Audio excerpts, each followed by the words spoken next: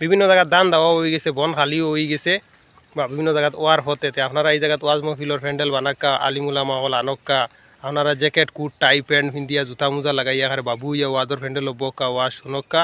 ওয়াজ সম্মানিত দর্শকবৃন্দ, বর্তমান সময়ে ওয়াজের সিজন, বিশেষ করে ওয়াজ নসিহতের বিভিন্ন জায়গাত আয়োজন করা ওর ডিসেম্বর মাস চলতেছে 2024 সাল।